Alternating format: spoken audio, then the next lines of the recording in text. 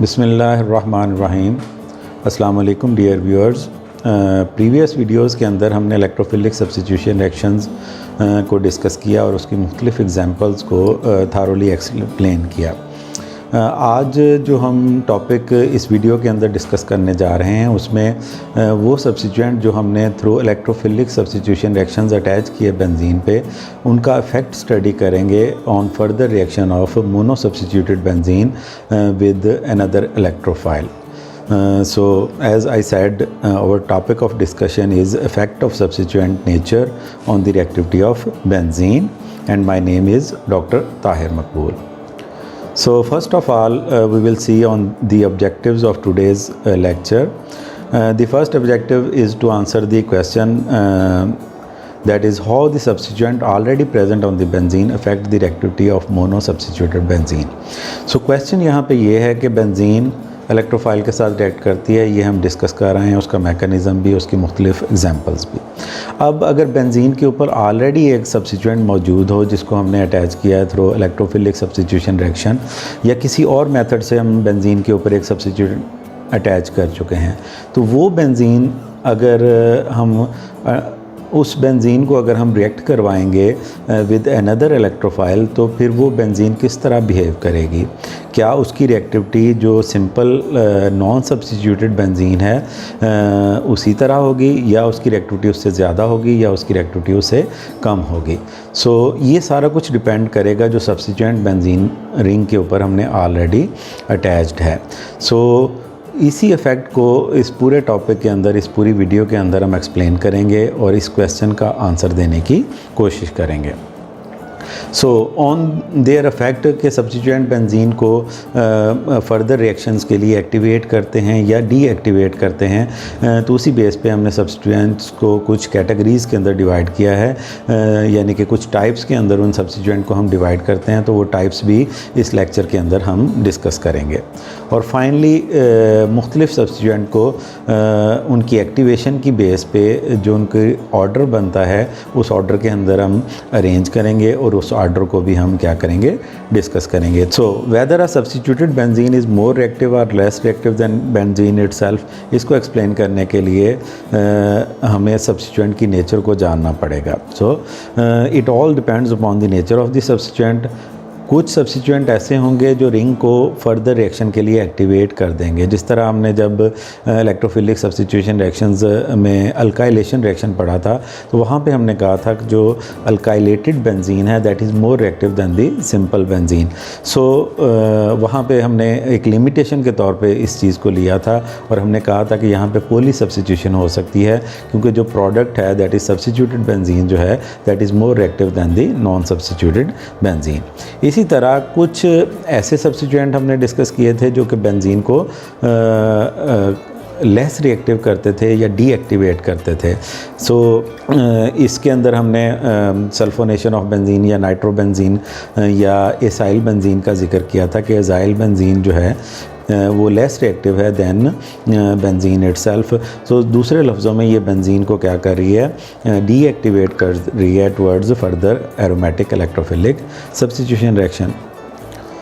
सो यहाँ पे एक एग्जांपल है, उससे इसी चीज़ को हम एक्सप्लेन कर सकते हैं। यहाँ पे आपको 3 मालिक्यूल नज़र आ रहे हैं, एक टालोइन है, एक बेंजीन है और एक ट्राइफ्लोरोमिथाइल बेंजीन है। सो अगर हम टालोइन की बात करें और उसको हम नाइट्रेशन करें under normal conditions, so toluene undergoes nitration some 20 to 25 times faster than benzene, यानी कि बेंजीन का जो रेट ऑफ रिएक्शन है, जो नॉन सब्स्टिट्यूटेड बेंजीन है दिस वन, इसकी जो नाइट्रेशन करेंगे, इस बेंजीन की जब हम नाइट्रेशन करेंगे उसके रेट से टालोइन की जब नाइट्रेशन करेंगे उसका रेट 20 to 25 टाइम फास्टर है। दूसरे लफ्ज़ों में ये जो मिथाइल ग्रुप है इसका मौजूद होना बेंजीन रिंग पे बेंजीन को क्या कर देता है, मोर रिएक्टिव कर देता है। सिमिलरली हम अगर इस एग्जांपल्स को देखें, जैसे जो कि ट्राईफ्लोरोमिथाइल बेंजीन है, तो अगर हम इस ट्राईफ्लोरोमिथाइल बेंजीन की नाइट्रेशन करेंगे तो it undergoes nitration about 40,000 time more slowly than benzene. इसका मतलब क्या है कि CF3 अगर बेंजीन की रिंग के ऊपर मौजूद है, दिस ग्रुप CF3 अगर बेंजीन रिंग के ऊपर मौजूद है तो ये बेंजीन को डीएक्टिवेट करता है towards further electrophilic substitution reaction. दूसरे लफ्ज़ों में ये बेंजीन को क्या कर देता है, लेस रिएक्टिव कर देता है, उसकी रिएक्टिविटी को कम कर देता है। सो ट्राईफ्लोरोमिथाइल ग्रुप यहाँ पे क्या कर रहा है, रिंग को डीएक्टिवेट कर रहा है, जबकि मिथाइल ग्रुप जो बेंजीन रिंग है उसको एक्टिवेट कर रहा है towards further electrophilic substitution reactions. So अब इन दोनों के अंदर फ़र्क क्या है, अगर हम इसकी थोड़ी सी डिटेल्स के अंदर जाएं और देखें कि क्या वजह हो सकती है, तो दोनों जो ग्रुप हैं, दैट इज़ मिथाइल ग्रुप और ट्राईफ्लोरोमिथाइल ग्रुप, दोनों के दरमियान जो डिफरेंस ये है कि मिथाइल ग्रुप इलेक्ट्रॉन डोनेटिंग है और ट्राईफ्लोरोमिथाइल ग्रुप क्या है, इलेक्ट्रॉन विड्रॉइंग है। सो अब ये तय पा गया कि अगर electron donating group benzene ring के ऊपर मौजूद है on the base of this observation, तो इलेक्ट्रॉन डोनेटिंग ग्रुप अगर बेंजीन के ऊपर मौजूद है तो उसका जो रेट ऑफ रिएक्शन है towards further electrophilic substitution reaction वो कंपैरेटिव टू बेंजीन क्या होगा, ज़्यादा होगा। और सिमिलरली अगर CF3 जो कि इलेक्ट्रॉन विदड्राइंग ग्रुप है, तो अगर हम इसको जनरलाइज़ करें कि अगर कोई electron withdrawing group benzene ring के ऊपर मौजूद है, जिसको हमने यहाँ पे Y के साथ लेबल किया है, वो अगर बेंजीन रिंग के ऊपर मौजूद होगा तो उसका जो रेट ऑफ रिएक्शन है टुवर्ड्स इलेक्ट्रोफिलिक सब्स्टिट्यूशन रिएक्शन वो रिलेटिव टू बेंजीन क्या होगा, कम होगा। तो हमारे पास एक ऑर्डर आ जाता है relative rates of electrophilic substitution reactions का, जो कि सब्स्टिट्यूटेड बेंजीन है और जिसके अंदर हमने सब्स्टिट्यूएंट को इलेक्ट्रॉन डोनेटिंग और इलेक्ट्रॉन विड्रॉइंग की बेस पे क्या किया हुआ है, सेग्रीगेट किया हुआ है। सो इलेक्ट्रॉन डोनेटिंग सब्स्टिट्यूएंट अगर आ जाता है तो बेंजीन का रेट ऑफ रिएक्शन ज़्यादा हो जाता है। तो उसकी रीज़न क्या है?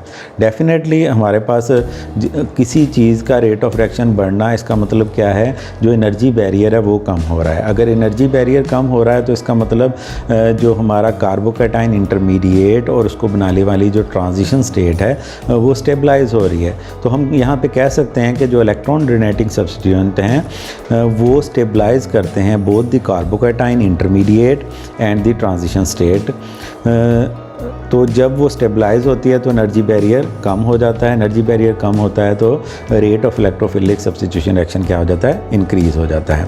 इसी चीज़ को अंडरस्टैंड करते हुए हम कह सकते हैं जो इलेक्ट्रॉन विदड्राइंग सब्स्टिट्यूएंट हैं as per hour previous observation जो कि डीएक्टिवेट करते हैं, तो उस सूरत में क्या करेंगे कि अगर इलेक्ट्रॉन विदड्राइंग सब्स्टिट्यूएंट होगा तो जो कार्बोकैटाइन बन रहा है या जो रिएक्टिव इंटरमीडिएट हमारा बन रहा है और उस रिएक्टिव इंटरमीडिएट को बनाने के लिए जो ट्रांजिशन स्टेट लीड कर रही है वो दोनों क्या होंगी, डीस्टेबलाइज हो जाएंगी by the presence of an electron withdrawing substituent on the benzene ring. नतीजा क्या होगा, जब डीस्टेबिलिटी होगी तो एनर्जी बैरियर इंक्रीज़ कर जाएगा। दूसरे लफ्ज़ों में जो रेट ऑफ रिएक्शन है वो इलेक्ट्रोफिलिक सब्स्टिट्यूशन रिएक्शन का वो डिक्रीज़ हो जाएगा। सो अब ये चीज़ तय हो गई, हमने ये तय कर लिया कि सब्स्टिट्यूएंट पे इफ़ेक्ट करता है। फिर हमने ये तय कर लिया कि इलेक्ट्रॉन डोनेटिंग हो तो रेट ज़्यादा होता है, इलेक्ट्रॉन विदड्राइंग हो तो रेट कम हो जाता है। उसकी रीज़न क्या हो सकती है, हमने देख लिया कि जनाब जो डेफिनेटली जो इंटरमीडिएट है उसकी स्टेबिलिटी इलेक्ट्रॉन डोनेटिंग क्या करेगा, इंक्रीज़ करेगा, और इलेक्ट्रॉन विदड्राइंग क्या करेगा, डिक्रीज़ करेगा। तो ये होता कैसे है, इसकी डेप्थ में मतलब जाने के लिए हम वन बाय वन इनको डिस्कस करते हैं। फॉर एग्ज़ाम्पल, अगर कोई ऐसा सब्स्टिट्यूएंट अटैच है जो कि इंडक्टिवली बेंजीन को क्या कर रहा है, इफ़ेक्ट कर रहा है, यानी कि इधर वो इलेक्ट्रॉन डोनेट कर रहा है इंडक्टिवली या इलेक्ट्रॉन विदड्रॉ कर रहा है, तो उस केस के अंदर क्या होगा उसको हम डिस्कस करते हैं। फॉर एग्ज़ाम्पल, ये एक एग्ज़ाम्पल है, यहाँ पे मिथाइल बेंजीन हमने लिया है। हमें पता है कि मिथाइल बेंजीन या टालुइन जो है वो इलेक्ट्रोफिलिक सब्स्टिट्यूशन रिएक्शन जो है वो फास्टर करती है दैन दी बेंजीन इटसेल्फ। तो मिथाइल ग्रुप क्या है, इलेक्ट्रॉन डोनेटिंग है वाया इंडक्टिव इफेक्ट। सो यहाँ पे बेसिकली क्या हो रहा है कि ये इलेक्ट्रॉन डोनेटिंग ग्रुप जो है मिथाइल, ये इंक्रीज़ कर रहा है electron density on the benzene ring. Benzene ring के ऊपर इलेक्ट्रॉन डेंसिटी को इंक्रीज़ कर रहा है क्योंकि ये डोनेट करता है इलेक्ट्रॉन वाया इंडक्टिव इफेक्ट। सो इसको क्या कर रहा है, मोर रिएक्टिव कर रहा है। सिमिलरली अगर हम NH3 की बात करेंगे, NH3 पॉजिटिव यानी कि जब वो बेंजीन के ऊपर अटैच होगा, यानी कि अमोनियम आयन, आपसे इससे समझ लें। सो ये अमोनियम आयन जो है ये इलेक्ट्रॉन विड्रॉ करता है थ्रू इंडक्टिव इफेक्ट। तो ये रिएक्टिविटी क्या करेगा, इलेक्ट्रॉन डेंसिटी बेंजीन रिंग के ऊपर डिक्रीज़ करेगा और नतीजे के तौर पे क्या होगा, इसको लेस रिएक्टिव कर देगा। रीज़न क्या है इन दोनों केसेस के अंदर कि रिंग के ऊपर इलेक्ट्रोफाइल ने आना है। इसका मतलब रिंग के ने एज अ न्यूक्लियोफाइल बिहेव करता है। ये चीज़ हम मैकेनिज़्म के अंदर डिस्कस कर रहे हैं। तो रिंग के ऊपर अगर कोई ऐसा ग्रुप लगा हुआ है जो रिंग के ऊपर इलेक्ट्रॉन डेंसिटी को इंक्रीज़ करता है, तो अल्टीमेटली क्या होगा, उसकी न्यूक्लियोफिलिसिटी इंक्रीज़ हो जाएगी। दूसरे लफ्ज़ों में वो बेटर न्यूक्लियोफाइल के तौर पर बिहेव करेगा। उसका रिएक्शन इलेक्ट्रोफाइल के साथ क्या हो जाएगा, एट अ ग्रेटर रेट होगा। और ऐसा ग्रुप जो कि इंडक्टिवली इलेक्ट्रॉन विड्रॉ कर रहा है रिंग से, तो दूसरे लफ्ज़ों में वो उसका न्यूक्लियोफिलिक करैक्टर को क्या कर रहा है, अफेक्ट कर रहा है, उसके ऊपर इलेक्ट्रॉन डेंसिटी को क्या कर रहा है, डिक्रीज़ कर रहा है। तो उसका अल्टीमेट रिज़ल्ट क्या होगा, जो रेट ऑफ रिएक्शन होगा इलेक्ट्रोफाइल के साथ, उसका क्या हो जाएगा, कम हो जाएगा, क्योंकि रिंग के ऊपर जो इलेक्ट्रॉन की अवेलेबिलिटी है वो क्या हो रही है, कम हो रही है। सिमिलरली रिंग को इलेक्ट्रॉन डोनेट किए जा सकते हैं और विदड्रॉ किए जा सकते हैं बाय इंडक्टिव इफेक्ट। इसी तरह ये जो इलेक्ट्रॉन डोनेशन या विदड्रॉल है ये थ्रू रेजोनेंस इफेक्ट भी होता है। तो यहाँ पे भी हम देख सकते हैं कि जो इलेक्ट्रॉन डोनेटिंग सब्स्टिट्यूएंट होते हैं वो जैसा कि इंडक्टिवली मुख्तलिफ ग्रुप्स जो है वो इलेक्ट्रॉन विदड्रॉ भी कर सकते हैं, इलेक्ट्रॉन डोनेट कर सकते हैं बेंजीन रिंग से। सिमिलरली इलेक्ट्रॉन डोनेशन या विदड्रॉल रेजोनेंस इफेक्ट के तौर पे भी रेजोनेंस इफेक्ट के थ्रू भी होता है। ठीक है, सो हम उनको भी दो कैटेगरीज़ के अंदर हमने रेजोनेंस के अंदर इसको डिस्कस किया था कि वो ग्रुप्स जो हैं on the basis of resonance हम दो कैटेगरीज़ के अंदर डिवाइड करते हैं। कुछ को हम इलेक्ट्रॉन डोनेटिंग सब्स्टिट्यूएंट कहते हैं और कुछ को इलेक्ट्रॉन विदड्रॉइंग सब्स्टिट्यूएंट कहते हैं। तो इलेक्ट्रॉन डोनेटिंग सब्स्टिट्यूएंट में क्या होता है कि जो एटम डायरेक्टली अटैच होता है बेंजीन रिंग के साथ, it carries a lone pair of electron. ये लोन पेयर ऑफ इलेक्ट्रॉन जो है वो डीलोकलाइज हो जाता है into the ring via resonance. So दूसरे लफ्ज़ों में हम कह सकते हैं कि ये जो सब्स्टिट्यूएंट हैं ये बेंजीन रिंग को इलेक्ट्रॉन पेयर डोनेट कर देते हैं और उसके ऊपर इलेक्ट्रॉन डेंसिटी को क्या कर देते हैं, इंक्रीज़ कर देते हैं। फॉर एग्जांपल अगर बेंजीन के ऊपर NH2 लगा हो, OH लगा हो, OR लगा हो या हैलोजन्स लगे हों, ये सारी वो एग्जांपल हैं, ये सारे वो एटम्स हैं जिनके पास लोन पेयर ऑफ इलेक्ट्रॉन है और ये जो लोन पेयर ऑफ इलेक्ट्रॉन है ये रिंग को क्या होता है, डोनेट होता है। ये बात जहन में रहे कि जितने भी ऊपर एग्जांपल हमने दी हैं, NH2 हो गया, OH हो गया, OR हो गया या क्लोरीन हो गया, ये सारे हेटेरो एटम हैं और इनकी जो इलेक्ट्रोनेगेटिविटी है वो रिलेटिव टू कार्बन क्या है, ज़्यादा है। दूसरे लफ्ज़ों में ये थ्रू रेजोनेंस तो इलेक्ट्रॉन पेयर डोनेट कर रहे हैं इनटू द रिंग, लेकिन at the same time inductively electron क्या कर रहे हैं, विदड्रॉ कर रहे हैं। लेकिन चूँकि ऑब्जर्वेशन हमारी ये है कि जो इलेक्ट्रॉन डोनेटिंग सब्स्टिट्यूएंट हैं वो एक्टिवेट करते हैं बेंजीन रिंग को towards further electrophilic substitution reaction. तो एक्सपेरिमेंटली ये प्रूवन है, इस वजह से यहाँ पे रेजोनेंस इफेक्ट जो है वो क्या करता है, मैटर करता है, इंडक्टिव इफेक्ट मैटर नहीं करता। सो ये इलेक्ट्रॉन डोनेटिंग सब्स्टिट्यूएंट की एक एग्जांपल के तौर पर हमने एनिसोल की एग्जांपल यहाँ पे कोट की है। तो ये ऑक्सीजन का लोन पेयर जो है वो इन कॉन्जुगेशन है with this pi electronic system of this benzene ring, यानी कि ये लोन पेयर है, सिंगल बॉन्ड है, फिर डबल बॉन्ड है, तो ये आपस में इन कॉन्जुगेशन है। और ये रेजोनेंस कॉन्ट्रीब्यूटिंग स्ट्रक्चर ऑलरेडी आपने देखी होंगी जो प्रीवियस लेक्चर हैं बेसिक कॉन्सेप्ट्स के अंदर। तो अगर आप इन तीन जो रेजोनेंस कॉन्ट्रीब्यूटिंग स्ट्रक्चर है इनके ऊपर गौर करें तो लोन पेयर जो है यहाँ पे ऑर्थो और पैरा पोजीशन पे क्या हो गया है, डीलोकलाइज हो गया रिंग के अंदर। दूसरे लफ्ज़ों में जो रिंग के ऊपर इलेक्ट्रॉन डेंसिटी है वो क्या हो गई है, इंक्रीज़ हो गई है। ठीक हो गया, ऑर्थो और पैरा पोजीशन पे नेगेटिव चार्ज आ गया है। So increase electron density on the ring make it more reactive. जितनी इलेक्ट्रॉन डेंसिटी रिंग के ऊपर ज़्यादा होगी उतना ही उसका न्यूक्लियोफिलिक करैक्टर जो है वो इंक्रीज़ हो जाएगा और उसका जो रिएक्शन है इलेक्ट्रोफाइल के साथ वो क्या होगा, ज़्यादा फास्ट होगा, फेसाइल होगा। सो इलेक्ट्रॉन विदड्रॉइंग सब्स्टिट्यूएंट जब रेजोनेंस के हवाले से हम बात करते हैं तो उसमें जो जनरली हमने देखा है, if the atom attach to the benzene ring that is doubly और triply bonded to a more electronegative atom, जैसे कि कार्बोनाइल के केस में आपने देखा, तो वहाँ पे जो वो एटम जो बेंजीन के साथ डायरेक्टली अटैच है वो किसी ना किसी जो मोर इलेक्ट्रोनेगेटिव एटम है उसके साथ थ्रू डबल बॉन्ड या सिंगल बॉन्ड अटैच होता है।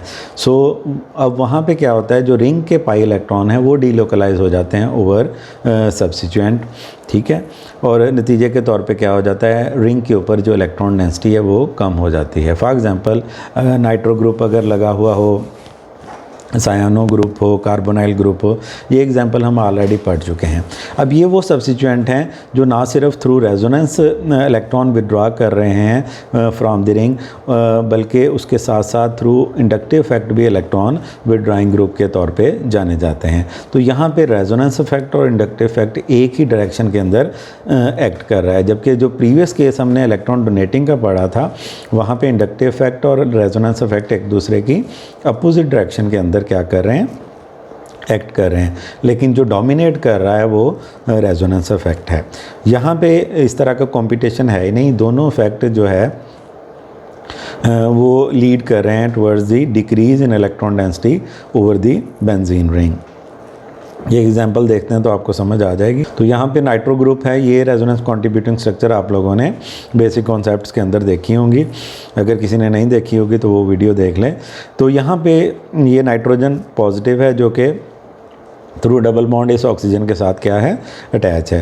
दूसरे लफ्ज़ों में ये जो पाई बॉन्ड है ये इस पॉजिटिव चार्ज के साथ क्या है, इन कॉन्जुगेशन है, तो ये अवे फ्रॉम द रिंग क्या हो सकता है, डीलोकलाइज हो जाता है। जब ये पाई बॉन्ड यहाँ शिफ्ट करेंगे अल्टीमेटली ये डबल बॉन्ड यहाँ शिफ्ट होगा तो ऑर्थो पोजीशन के ऊपर क्या आ जाएगा, पॉजिटिव चार्ज आ जाएगा। अब ये पॉजिटिव चार्ज डीलोकलाइज होगा over the ring at ortho, para and Meta position, और नतीजे के तौर पे जनाब आपके पास इलेक्ट्रॉन डेंसिटी रिंग के ऊपर क्या हो जाएगी, कम हो जाएगी। जितनी इलेक्ट्रॉन डेंसिटी रिंग, इन एग्जांपल से ये चीज़ एक्सप्लेन हो गई कि बेंजीन रिंग के ऊपर इलेक्ट्रॉन डेंसिटी डिक्रीज़ हो तो बेंजीन रिंग डीएक्टिवेट होती है towards further electrophilic substitution reaction, और अगर उसके ऊपर इलेक्ट्रॉन डेंसिटी इंक्रीज़ हो तो वो एक्टिवेट होती है। तो ऑन द बेसिस हम सब्स्टिट्यूएंट को भी कैटेगराइज कर सकते हैं एज एक्टिवेटिंग सब्स्टिट्यूएंट या डीएक्टिवेटिंग सब्स्टिट्यूएंट। तो एक्टिवेटिंग सब्स्टिट्यूएंट कौन से होंगे, वो सब्स्टिट्यूएंट जो इलेक्ट्रॉन डेंसिटी या इलेक्ट्रॉन्स डोनेट कर देंगे इनटू द रिंग, और उसके नतीजे के तौर पर benzene will become more reactive towards electrophilic substitution reaction. Similarly deactivating substituents will be those which withdraw electrons from the ring and make the benzene ring less reactive towards further electrophilic substitution reaction. So हम further इनको सब classes के अंदर divide कर सकते हैं, जिनमें पहली टाइप जो है that is strongly activating substituent है। स्ट्रॉन्गली एक्टिवेटिंग सब्स्टिट्यूएंट वो सब्स्टिट्यूएंट होते हैं जो कि डोनेट करते हैं electrons into the ring by resonance, लेकिन एट द सेम टाइम ये विदड्रॉ कर रहे होते हैं electrons from the ring through inductive effect. लेकिन जो फैक्ट है, जो आउटकम है या एक्सपेरिमेंटली जो रिएक्शंस कैरियड आउट किए गए हैं उनकी बेस पे हम कह सकते हैं जो रेजोनेंस है वो मोर सिग्निफिकेंट है then the withdrawal through inductive effect. For example आप एनिलीन ले लें, फिनोल ले लें या एल्कोक्सी बेंजीन ले लें, ये तीनों के तीनों जो है हाईली रिएक्टिव हैं, यानी कि अमाइनो ग्रुप, हाइड्रोक्सिल ग्रुप या एल्कोक्सी ग्रुप जो है वो स्ट्रॉन्गली एक्टिवेटिंग सब्स्टिट्यूएंट के तौर पे कैटेगराइज किया जाता है और ये एक्सपेरिमेंटली प्रूवन है। तो इसका मतलब क्या है कि ये तीनों सब्स्टिट्यूएंट रेजोनेंस के ज़रिए जो इलेक्ट्रॉन डोनेट कर रहे हैं वो डिसाइसिव फैक्टर है। इंडक्टिवली ये इलेक्ट्रॉन विड्रॉ कर रहे हैं, उसका जो सिग्निफिकेंस है वो ना होने के बराबर है। सिमिलरली मॉडरेटली एक्टिव सब्स्टिट्यूएंट ये भी रेजोनेंस के ज़रिए इलेक्ट्रॉन डोनेट करते हैं, लेकिन at the same time electron withdraw करते हैं थ्रू इंडक्टिव इफेक्ट। तो ये इस केस के अंदर नो डाउट ये एक्टिवेट कर रहे होते हैं बेंजीन रिंग को toward further electrophilic substitution reaction, लेकिन रेजोनेंस उतनी इफेक्टिव नहीं होती जितनी इफेक्टिव स्ट्रांगली एक्टिवेटिंग सब्स्टिट्यूएंट के केस के अंदर होती है। उसकी एक मखसूस रीज़न है, वो हम अभी देखते हैं। फॉर एग्ज़ाम्पल ये एनालाइड है या आपके पास एस्टर है, तो अब यहाँ पे अगर आप देखें दोनों जो एटम डायरेक्टली अटैच हैं बेंजीन रिंग के, उनके पास लोन पेयर है। दूसरे लफ्ज़ों में ये लोन पेयर जो है ये इस रिंग को क्या किया जा सकता है, डोनेट किया जा सकता है via resonance. Eight the same time चूँकि नाइट्रोजन और ऑक्सीजन दोनों की इलेक्ट्रॉन डेंसिटी कार्बन से क्या है, इलेक्ट्रोनेगेटिविटी कार्बन से ज़्यादा है, तो इस वजह से ये इंडक्टिवली क्या करेंगे, रिंग से इलेक्ट्रॉन विदड्रॉ करेंगे। सो यहाँ पे रेजोनेंस उतनी सिग्निफिकेंट क्यों नहीं है जितनी कि एनिलीन के केस में या फिनोल के केस में है, तो उसकी reason in resonance contributing structure से हम पता चला सकते हैं। फॉर एग्जांपल अगर हम इस लोन पेयर ऑफ इलेक्ट्रॉन को डीलोकलाइज करें ओवर द रिंग, तो ये बिल्कुल डीलोकलाइज हो सकता है और उसके नतीजे के तौर पर ये 3 रेजोनेंस कंट्रीब्यूटिंग स्ट्रक्चर आप लिख सकते हैं। सो इन तीनों स्ट्रक्चर्स के अंदर औरत और पैदा पोजीशन जो बेंजीन रिंग की है उसके ऊपर इलेक्ट्रॉन डेंसिटी क्या हो गई है, इंक्रीज़ हो गई है। इट मीन्स कि बेंजीन क्या होगी, मोर न्यूक्लियोफिलिक हो जाएगी और उसका रिएक्शन इलेक्ट्रोफाइल से क्या हो जाएगा, फिसाइल हो जाएगा। दूसरे लफ्ज़ों में बेंजीन एक्टिवेट हो जाएगी। लेकिन एट द सेम टाइम अगर आप देखें तो ये जो लोन पेयर ऑफ इलेक्ट्रॉन है, चाहे नाइट्रोजन के ऊपर मौजूद है, ये रिंग के ऊपर तो डीलोकलाइज हो सकता है, लेकिन एट द सेम टाइम इसके चांसेस हैं कि ये इस कार्बोनाइल ग्रुप के साथ भी क्या हो जाए, डीलोकलाइज हो जाए। दूसरे लफ्ज़ों में चूँकि ये लोन पेयर ऑफ इलेक्ट्रॉन इस कार्बोनाइल डबल बॉन्ड के साथ क्या है, इन कॉन्जुगेशन है, तो ये जो पेयर ऑफ इलेक्ट्रॉन है ये जब यहाँ पे डीलोकलाइज हो जाएगा तो ये एक रेजोनेंस कंट्रीब्यूटिंग स्ट्रक्चर बनेगी जिसके अंदर नाइट्रोजन के ऊपर पॉजिटिव चार्ज है।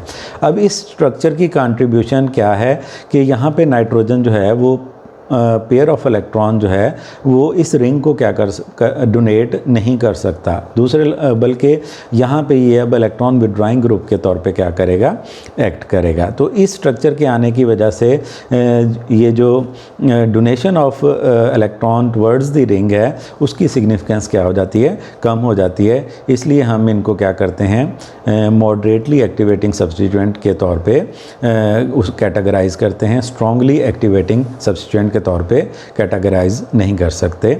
तो बॉटम लाइन क्या है कि यहाँ पे जो पेयर ऑफ इलेक्ट्रॉन जिसने रिंग के डीलोकलाइज होना है यानी डोनेट होना है, उसको वहाँ पे कंपटीशन आ गया कि वो या तो रिंग की तरफ जा सकता है, और कंपीटिंग रेजोनेंस क्या है कि वो सब्स्टिट्यूएंट के ऊपर भी डीलोकलाइज यानी कि अवे फ्रॉम द रिंग भी क्या हो सकता है, डीलोकलाइज हो सकता है। और उसके नतीजे के तौर पे जो स्ट्रक्चर जनरेट होती है उस स्ट्रक्चर के अंदर जो डायरेक्टली अटैच्ड एटम है, दैट इज़ इस केस के अंदर नाइट्रोजन है या ऑक्सीजन है किसी और एग्जांपल में, तो वहाँ पे वो पॉजिटिवली चार्ज हो जाएगी। पॉजिटिवली चार्ज होगी तो इलेक्ट्रॉन विड्रॉ करेगी फ्रॉम द रिंग, दूसरे लफ्ज़ों में वहाँ पे इलेक्ट्रॉन डेंसिटी रिंग के ऊपर कम भी करेगी।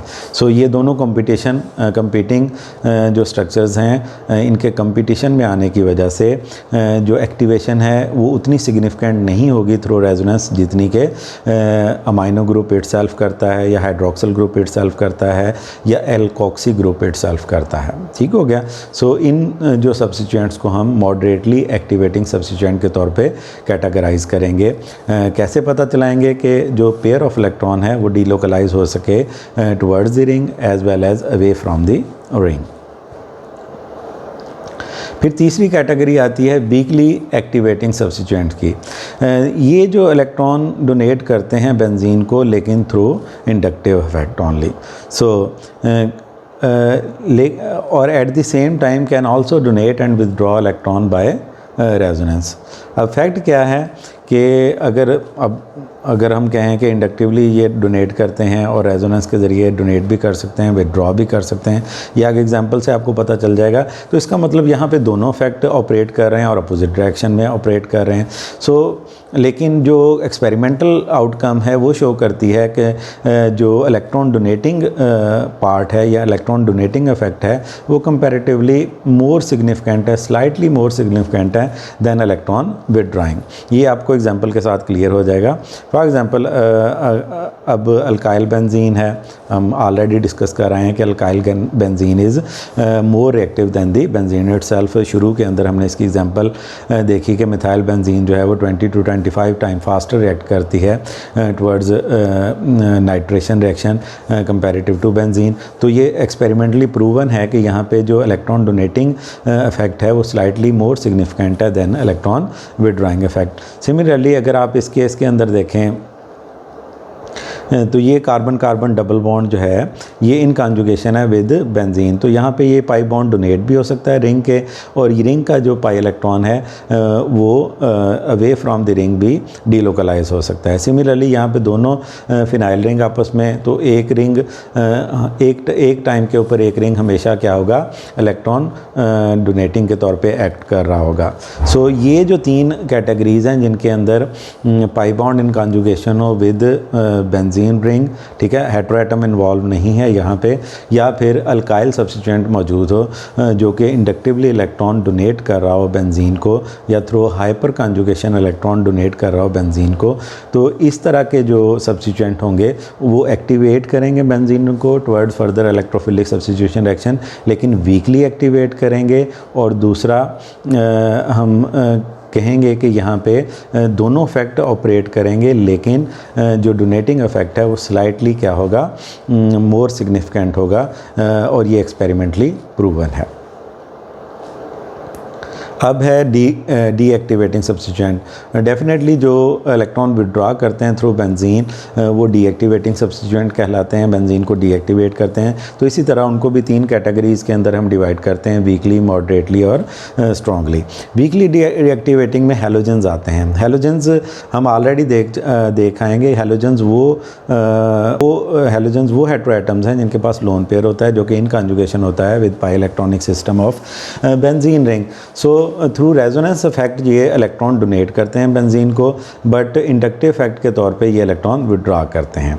अब एक्सपेरिमेंटली जो फैक्ट है वो ये है कि यहाँ पे जो इंडक्टिव इफेक्ट है वो डोमिनेट करता है, क्योंकि अगर हैलोजन बेंजीन रिंग के ऊपर ऑलरेडी प्रेजेंट हो तो उसकी रिएक्टिविटी जो नॉन सब्स्टिट्यूटेड बेंजीन है उससे क्या होती है, कंपैरेटिवली कम होती है। तो दूसरे लफ्ज़ों में यहाँ पे जो इंडक्टिव इफेक्ट है वो सिग्निफिकेंट होता है, और इंडक्टिवली ये इलेक्ट्रॉन विड्रॉ करते हैं। इस वजह से इनको हम डी एक्टिवेटिंग सब्स्टिट्यूएंट के अंदर रखते हैं, और चूँकि इनका डी एक्टिवेटिंग इफेक्ट बहुत कम होता है इसलिए हम इनको वीकली डी एक्टिवेटिंग सब्स्टिट्यूएंट के तौर पे कैटेगराइज करते हैं। ये इसकी एग्जांपल है fluorobenzene, chlorobenzene, bromobenzene and iodobenzene. ये स्पेसिफिकली हैलोजेंस के लिए है। नेक्स्ट है मॉडरेटली डीएक्टिवेटिंग सब्स्टिट्यूएंट। अब यहाँ पे कार्बोनाइल कंपाउंड्स हैं, इनके पास ये ऐसे सब्स्टिट्यूएंट होंगे जिनमें कार्बोनाइल ग्रुप जो है वो डायरेक्टली अटैच होगा towards the at the benzene ring, और ये इंडक्टिवली भी इलेक्ट्रॉन विड्रॉ करेंगे बेंजीन से, और थ्रू रेजोनेंस भी इलेक्ट्रॉन विड्रॉ करेंगे।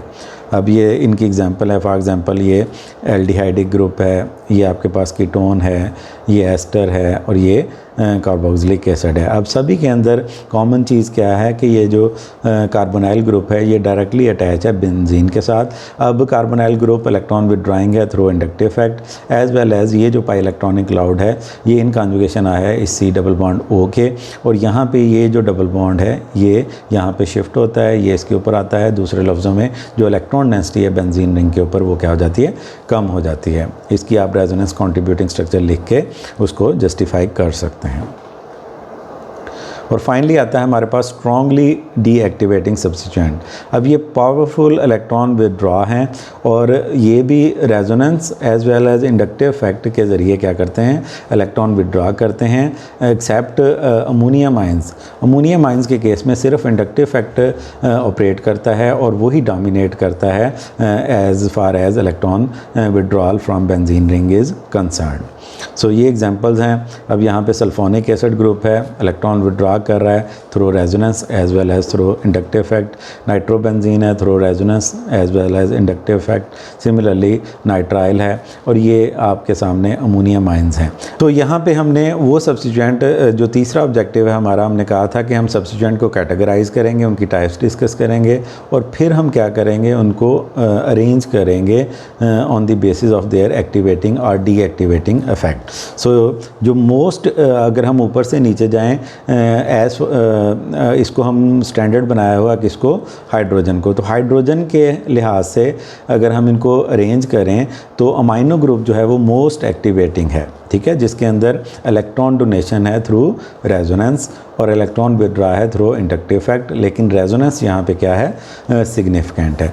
सो अमाइनो NH2 हो, NHR हो यानी कि सब्स्टिट्यूटेड अमाइन हो, या NR2 यानी कि आपके पास टर्शरी अमाइन हो जाए, तो ये सारे के सारे स्ट्रांगली एक्टिवेटिंग है। सिमिलरली फिनोल्स आ जाएंगी, आपके पास ईथर्स आ जाएंगे या एल्कोक्सी ग्रुप आ जाएगा, तो ये क्या आ जाएंगे, स्ट्रांगली एक्टिवेटिंग ग्रुप है। सिमिलरली जिन ग्रुप्स के अंदर ये जो पेयर ऑफ इलेक्ट्रॉन जो नाइट्रोजन या ऑक्सीजन के ऊपर मौजूद है वो कार्बोनाइल के साथ इन कॉन्जुगेशन आ जाएगा, तो ये दोनों तरफ क्या हो सकता है, डोनेट हो सकता है, डीलोकलाइज हो सकता है। तो यहाँ पे डीलोकलाइजेशन के अंदर क्या आ जाएगा, कंपटीशन आ जाएगा। इस वजह से ये स्ट्रांगली एक्टिवेटिंग के बजाय मॉडरेटली एक्टिवेटिंग के तौर पे कैटेगराइज किए जाएंगे। फिर अल्काइल ग्रुप जो कि हाइपर कॉन्जुगेशन या इंडक्टिवली इलेक्ट्रॉन डोनेट करते हैं। एराइल या ये जो आपके पास C double bond C containing groups हैं, ठीक है, विनाइल ग्रुप आप इन्हें कह लें दूसरे लफ्ज़ों में, तो ये वीकली एक्टिवेटिंग ग्रुप के तौर पे क्या करेंगे, एक्ट करेंगे। ये डिस्कशन हम ऑलरेडी कर रहे हैं। As far as deactivating groups are concern, तो पहली कैटेगरी जो वीकली डीएक्टिवेटिंग है, अब ये हाइड्रोजन से हम नीचे को तरफ जा रहे हैं, ठीक है, कि हाइड्रोजन की निस्बत जो डीएक्टिवेटिंग है। सो फ्लोरो, क्लोरो, ब्रोमो, आयोडो ये वीकली डीएक्टिवेटिंग हो जाएंगे, क्योंकि ये इंडक्टिव फैक्ट यहाँ पे सिग्निफिकेंट है और ये इंडक्टिवली इलेक्ट्रॉन विड्रॉ करते हैं from benzene ring. Moderately deactivating के अंदर ये आपके ऐसे कंपाउंड्स आ जाएंगे जिनके अंदर कार्बोनाइल ग्रुप डायरेक्टली अटैच होगा विद बेंजीन रिंग, एल्डिहाइड हो, कीटोन हो, एस्टर हो या एसिड्स हो, ठीक है। तो ये इंडक्टिवली और थ्रू रेजोनेंस दोनों सूरतों में इलेक्ट्रॉन विड्रॉ करते हैं बेंजीन रिंग के। और फिर स्ट्रांगली डीएक्टिवेटिव में ऐसे ग्रुप्स आ जाएंगे जो कि स्ट्रॉन्ग इलेक्ट्रॉन विड्रॉर हैं, जो कि through resonance as well as inductive effect क्या करते हैं, इलेक्ट्रॉन विड्रॉ करते हैं, जिसके अंदर नाइट्राइल है, सल्फोनिक एसिड है, फिर आपके पास अमोनियम आयन आ जाते हैं और नाइट्रो ग्रुप आ जाता है। तो अगर हम इस ऑर्डर को देखें तो नाइट्रो ग्रुप जो है वो मोस्ट स्ट्रांगली डीएक्टिवेटिंग ग्रुप है, और आपका जो अमाइनो ग्रुप है वो मोस्ट स्ट्रांगली एक्टिवेटिंग ग्रुप है। तो ये ऑर्डर आपको जो है ना सिंथेटिक ऑर्गेनिक केमिस्ट्री के अंदर मुख्तलिफ जब आप डिज़ाइन करते हैं सिंथेसिस को, तो वहाँ पे ये ऑर्डर आपको काफ़ी हेल्पफुल होता है। ये रेफरेंसेस है, ज़्यादातर मटेरियल जो है organic chemistry 4th edition by Paula Yurkanis Bruice, वहाँ से कंसल्ट किया गया है और कोट किया गया है। आप इस बुक को कंसल्ट कर सकते हैं for further reading. Thank you so much. आज तक के लेक्चर के लिए इतना ही। अल्लाह हाफिज़। इंशाल्लाह नेक्स्ट लेक्चर के अंदर हम जो सब्स्टिट्यूएंट का डायरेक्टिंग इफेक्ट है ऑन द बेंजीन रिंग उसको डिस्कस करेंगे। अल्लाह हाफिज़। फ़ी अमान।